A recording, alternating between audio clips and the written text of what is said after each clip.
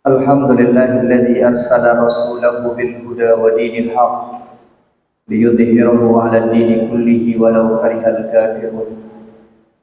Asyhadu an la ilaha illallah wahdahu la syarika lah wa asyhadu anna Muhammadan 'abduhu wa rasuluhu la nabiyya ba'dah. Allahumma shalli 'ala sayyidina Muhammadin wa 'ala alihi wa sahbihi wa baraka wa sallim. Ayuhan nas ittaqullaha haqqa tuqatih wa la tamutunna illa wa antum muslimun.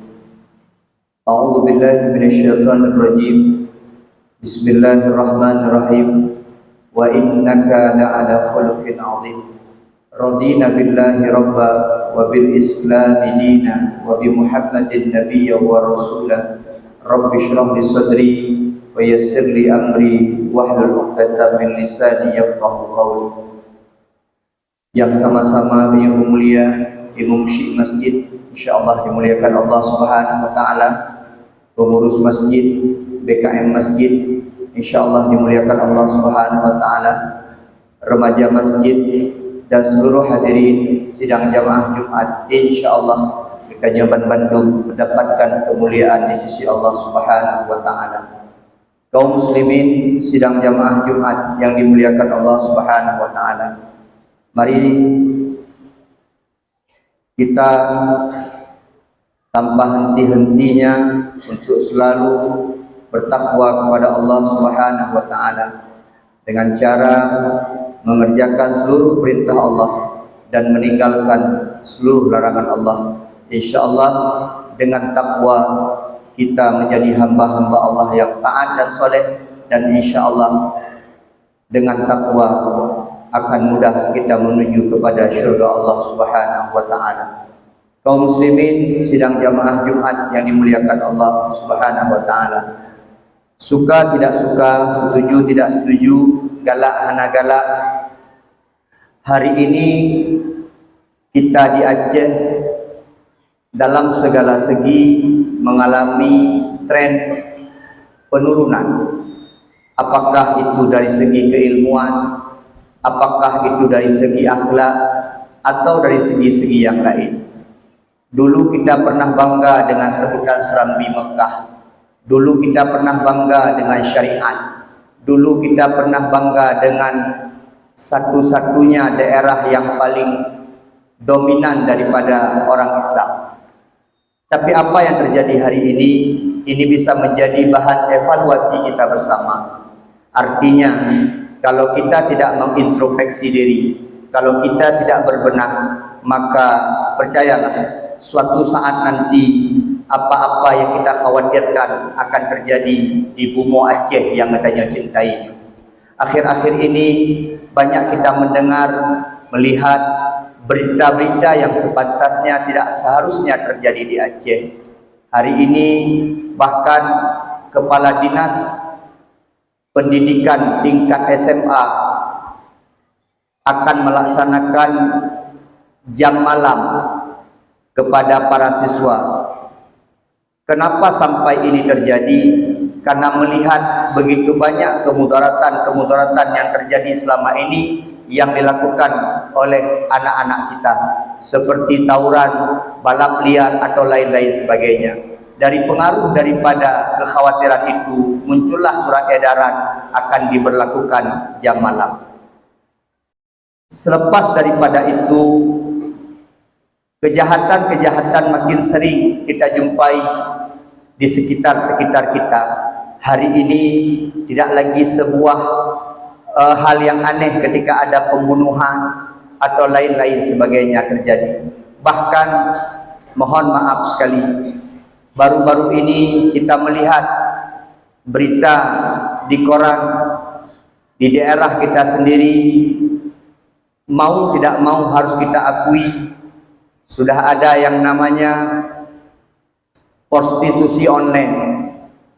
Ini bukan menjadi sebuah kebanggaan ketika kita mengatakan di hadapan publik atau di depan umum, tapi ini tidak boleh kita tutup-tutupi, sehingga ini menjadi pembelajaran kepada kita bersama. Sudah sebegini hancurnya kita, sebegini parahnya kita. Apa yang kurang dengan kita hari ini? Ini yang perlu kita lihat. Bukankah pengajian di mana-mana? Bukankah di tempat kita ada universitas-universitas ternama, tempat pendidikan di mana-mana? Tetapi itu tidak menjadi syarat tolak ukur daripada sebuah kesuksesan terlepas daripada kemaksiatan. Bahkan uronyo tak berita-berita hal-hal tersebut dilakukan justru oleh orang-orang yang domain pendidikannya kuat. Ada pendidikannya, bukan dilakukan oleh orang-orang awam semata. Kalau memang ilmu pengetahuan itu menjadi dasar daripada sebuah kejahatan atau kemaksiatan itu terjadi, maka tidak dilakukan oleh orang-orang berilmu. Tapi banyak juga takalan ronya urung-urung yang nak ilmu, bahkan ubi-ubi raya pangkat, bahkan cukup le titel-titel juga melakukan hal yang sama. Apa yang kurang kita hari ini? Kaum muslimin sedang jamaah Jumat yang dimuliakan Allah. Khatib hanya mencoba mengingatkan kita kembali. Bismillahirrahmanirrahim. Ketika Nabi Muhammad diutus pertama sekali ke muka bumi ini di negeri Mekah, beliau mengatakan dalam satu hadis, innamal bu'istu liutammima makarimal akhlak. Itu harus kita pahami. Memang ayat yang pertama diturunkan adalah Iqra, tapi tugas yang mendalam, mendasar daripada Rasulullah SAW adalah bagaimana beliau diutus ke muka bumi ini untuk menyempurnakan akhlak manusia. Ini banyak yang terjadi kekurangan kita hari ini. Karena akhlak itu tidak bisa kita pelajari. Akhlak itu bukan dari sebuah tempat pendidikan. Bahkan banyak hari ini orang-orang yang berpendidikan itu yang tidak memiliki akhlak. Ilmu boleh kita cari, ilmu boleh kita tuntut, ilmu boleh kita datang di tempat pengajian, ilmu boleh kita datang di tempat universitas atau sekolah-sekolah, tapi akhlak tak bisa. Akhlak harus kita biasakan sejak sedini mungkin. Akhlak itu bukan dari hasil pendidikan. Akhlak itu pembiasaan kita sehari-hari melakukan hal-hal baik, maka kita akan terbiasa dengan hal-hal baik. Tapi kalau kita tidak terbiasa dengan hal-hal baik, maka hal-hal buruklah yang akan menjadi kebiasaan kita pada setiap harinya. Oleh karena demikian, uronyo yang cukup meresahkan kita adalah bagaimana kualitas akhlak kita, baik itu anak-anak, baik itu remaja, baik itu dewasa, bahkan sekalipun orang tua pun, kalau boleh khatib mengatakan hari ini kita berada di ambang krisis akhlak. Kadang-kadang pakon dikala dia min akhlak mana, dia belajar dari orang-orang tuanya, dia belajar dari orang-orang dewasa. Hari ini kita tidak menunjukkan akhlak yang baik yang seperti dicontohkan Rasulullah SAW. Orang-orang kafir terdahulu yang enggan masuk Islam, tapi pada akhirnya memeluk agama Islam dikarenakan mereka melihat akhlak Nabi Muhammad itu sangat luar biasa. Bahkan Allah Subhanahu wa taala dalam Al-Qur'an memuji akhlak Rasulullah. Bismillahirrahmanirrahim. Wa innaka la'ala khuluqin 'adzim. Sungguh engkau Muhammad memiliki akhlak yang sangat luar biasa. Sungguh engkau Muhammad memiliki akhlak yang kemudian sangat agung dikatakan oleh Allah. Allah sendiri memuji akhlak, dan orang-orang kafir di waktu itu, kalau kita boleh bertanya kepada mereka, kenapa mereka mau mengikuti Rasulullah? Kenapa mereka mau mengikuti agama Islam yang dibawa oleh Rasulullah? Maka rata-rata jawabannya adalah karena Nabi Muhammad menampilkan, Nabi Muhammad mencontohkan akhlak yang sangat luar biasa dalam kehidupan sehari-harinya. Maka orang banyak yang ingin mengikut Rasulullah karena akhlak Nabi Muhammad berbeda dengan orang-orang lain pada waktu itu. Kaum muslimin sidang jamaah Jumat yang dimuliakan Allah Subhanahu wa taala. Hari ini boleh kita katakan kita krisis akhlak. Idanya dah pegah roh tu orang Islam, tapi jauh daripada akhlak Islami. Orangnya dah pegah roh tu hamba Allah, pengikut Nabi Muhammad, tapi jujur kita katakan akhlak kita jauh daripada akhlak Rasulullah. Beile dah pegah 50%, kadang-kadang 30-25% hari ini kita sudah sangat jauh daripada akhlak Rasulullah sallallahu alaihi wasallam. Seakan hari-hari ini kita dikotomi, hari-hari ini kita dipisahkan. Menakhlaknya dalam masjid menteng, menakhlaknya wate-wate acara agama menteng. Selebih daripada itu kita hilang daripada akhlak Rasulullah. Bukankah Rasulullah mencontohkan kepada kita dari bangun tidur sampai kita tidur kembali, bahkan dalam tidur kita harus mengikuti akhlaknya Rasulullah sallallahu alaihi wasallam. Urangnya hana put ada akhlak tak orang kupi, na urang keun ba orang kupi ke tempat akhlak. Contoh yang paling kecil jamaah sekalian yang sering kita lupakan dan sering terabaikan dalam kehidupan kita. Ini mohon maaf. Aci itanya orangnya tajak ba orang kupi, mesti tanya urang tu orang kupi. Asai truk ba orang kupi dah keun tiga assalamualaikum. Dah salam nandu murid. Yang na ba orang kupi nyan baru tadu. Dah pesan kupi. Setengah jam tadu orang kupi, tanya dah kelam assalamualaikum, dah salam lam nandu murid. Nyan akan dipandang remeh hidayah. Ikun na urang keun lang kawan, hanampu pi salam tabi-tabi. Padahal yang kita ingin contohkanlah akhlak daripada Rasulullah. Yang ingin kita buatlah keselamatan sebagaimana Nabi yang kata setiap berjumpa dengan muslim yang lain berikan salam. Berjabat tangan itu merupakan sunnah yang disunnahkan oleh Rasulullah. Tapi kalau itu kita praktekkan bahkan dalam budaya kita sendiri, dalam agama kita yang notabene-nya Aceh ini Islam, kita sudah mulai dipandang aneh oleh orang-orang lain ketika kita mengatakan tentang keislaman kita. Maka betullah kata Rasulullah, Islam ini datangnya aneh dulu. Maka suatu saat nanti ketika Islam akan pergi, bagaimana Islam ini akan pergi? Kiban Islamnya gada. Kita nanti akan merasa aneh dengan ajaran Islam kita sendiri. Urangnya cina kalian padung persen na urang pajuh bubu daki sebelah. Watai kedua ketimpan dan kuat ketika aki sebelah gebeut. Karena hari ini kita sudah terbiasa dengan makan berdiri, bahkan makan pakai sendok, bahkan kita lupa dengan ajaran kita. Kalau Rasulullah akhlak kita makan dengan tangan. Berapa banyak anak-anak remaja kita yang tahu hari ini kita disunahkan ketika buang air kecil jongkok. Bukankah itu agama kita? Bukankah itu ajaran kita? Maka nepatih sebuah saat nanti anak-anak kita, bahkan kita akan merasa aneh dengan ajaran kita sendiri. Maka kalau ini sudah terjadi, maka Islam sedikit demi sedikit akan kehilangan arah di tempat nanggro kita tercinta. Bahkan nanti kita akan merasa aneh dengan keislaman yang kita miliki hari ini. Kaum muslimin, sidang jamaah Jumat yang dimuliakan Allah Subhanahu wa taala.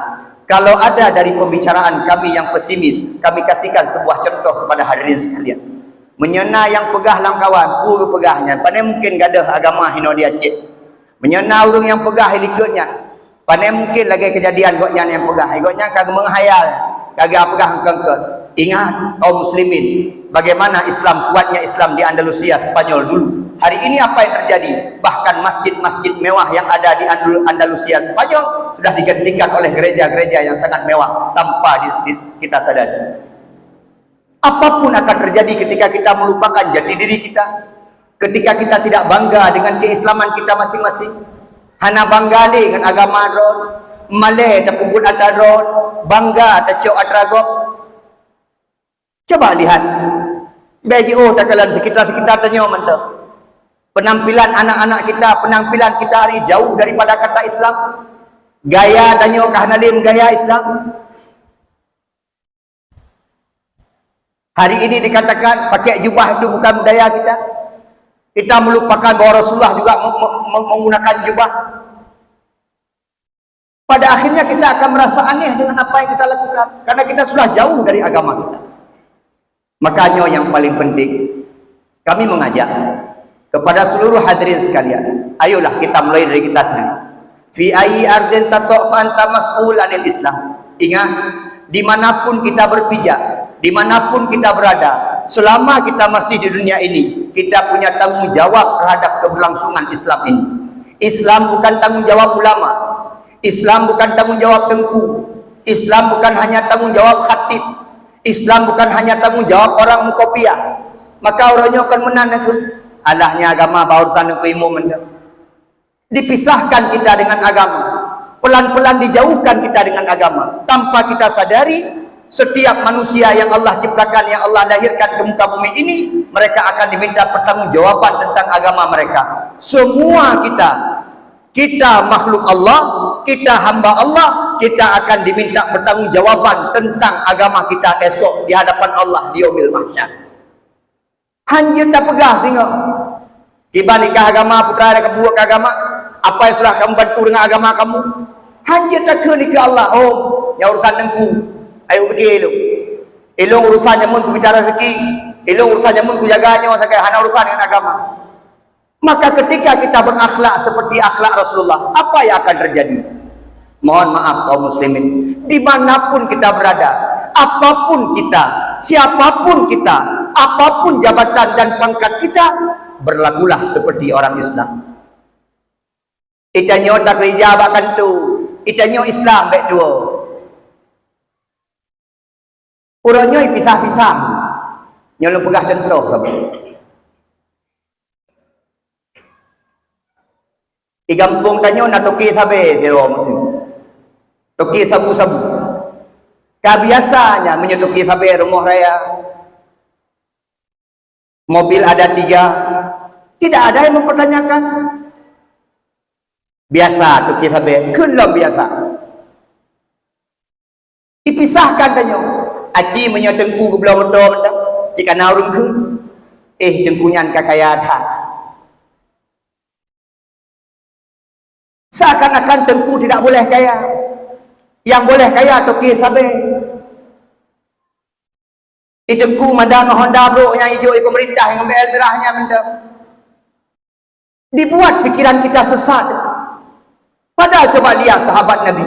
Sahabat Nabi na yang tawaduk lagi Abu Bakar. Sahabat Nabi ada yang kuat seperti Umar. Sahabat Nabi ada yang kaya seperti Utsman. Sahabat Nabi ada yang kuat dan pemberani seperti Ali bin Abi Thalib. Seakan-akan Nabi ingin mengajarkan kepada kita, ayo, kalau kamu tawadu, silahkan tawadu. Aku butuh umat Islam yang tawadu. Saya butuh umat Muslim yang kuat. Saya butuh umat Muslim yang kaya raya. Saya butuh umat Muslim yang pemberani. Benar katanya. Dia tengok habis kerara, dekaru gara-garanya. Menyaurung yang naik lemah, maka kadang-kadang dia kena punyuh hana mengajin. Masa contoh, tawai daya, anak buat sapu pi. Undang-undang bagok sakai. Patena ni pegah bak mak lu pejak badaya. Ui ke mak. Aja aju badaya kalau dengkunya. Ngebut kedan. Kado jaja bak kando rigok sakai. Ikut je ke dengku. Bad dengkunyan kaya adat. Ikut je kaya adat. Yang kenyang kepegah gudik sederhana kenyang kaya. Semua salah. Kenapa? Karena memang pemikiran akhlak kita yang sudah salah. Kita tidak memahami betul tentang agama kita. Seakan-akan kaya itu tidak boleh. Seakan-akan punya banyak pekerjaan tidak boleh. Acin bayang menong. Munya orang Islam nak buat ke. Buat gotnya dengku gejuk zakat 2,5% kena masjid. Oh yang bahagia. Kan orang Islam. Orang hana agama, hana hukum agama dengku beraya pun. Tapi karena tidak ada modal agama di kepalanya, dia tidak mau mengeluarkan zakat. Maka kita kembalilah kepada Rasulullah. Akhlak habis kerorot betul. Nak aje contoh dia anak-anak tanya. Baik dia ada pegah kadang-kadang remaja tanya hana jelah, anak tanya hana jelah, anak muda lebih tanya hana jelah. Yang tuha pita jelah. Yang tuha pi gadung kelok-kelok habis kerorot. Yang tuha pi gadung pegahnya hana betul je hana betul. Bagaimana bisa dicontoh lagi anak-anak kita? Bagaimana dicontoh oleh remaja-remaja kita? Bagaimana dicontoh oleh keturunan-keturunan kita? Maka hari ini secara menyeluruh kita mengintrospeksi diri. Ingat, ilmu bisa dicari, tapi akhlak tak bisa dicari. Karena akhlak butuh daripada pembiasaan. Kalau kita tidak membiasakan akhlak yang baik dari sekarang, maka sampai tua pun kita tidak akan pernah mendapatkan akhlak yang baik pada seseorang. Munya uronyo ubud tekan kabru akhlak sampai dewasa akan berakhlak, karena tidak bisa dituntut di universitas atau di pesantren, karena dia harus dibiasakan. Sebagai kesimpulan tuan, mari sama-sama kembali kepada Rasulullah. Kahana sepenuhnya seperti Rasulullah 100%, 50%. Bumantamna agama dalam hati kita nyu. But yang katanya pubut dengku baik mencontoh pada pupu lain, tapi contoh kepada Rasulullah sallallahu alaihi wasallam. Apa yang dicontohkan Rasulullah dalam kehidupan katanya mendatangkan kemanfaatan, dan apa yang dilarang oleh Rasulullah mendatangkan kemudaratan. Maka di akhir khutbah saya, boleh nanti kita berdiskusi Sebutkan satu contoh saja kepada kami di sini. Apa yang dianjurkan oleh Rasulullah yang mendatangkan kemudaratan kepada kita, dan apa yang dilarang oleh Rasulullah yang kemudian mendatangkan kemanfaatan kepada kita. Taboh macam gitu. Tidak ada. Perintah Nabi manfaat kepadanya. Larangan Nabi mudarat kepadanya. Itu saja yang kita pegang, sudah cukup menjadi bukti bagi kita pengikut Rasulullah, bahwa kalau kita ikut Rasulullah, kita akan bahagia dunia dan akhirat, dan kita akan mendapatkan syurga Allah Subhanahu wa taala. Maka di dalam Al-Qur'an terakhir Allah mengatakan, laqad kana lakum fi rasulillahi uswatun hasanah. Sungguh ada pada diri Muhammad itu contoh teladan yang sangat baik. Maka apapun yang kita kerjakan, marilah kita merujuk, marilah kita melihat dan kita memandang kepada Rasulullah sallallahu alaihi wasallam. Semoga menjadi manfaat kepada kami khatib sendiri, dan insyaallah menjadi manfaat kepada kita bersama. Terima kasih atas segala perhatian. Mohon maaf atas segala kekurangan. Sampai jumpa di syurga.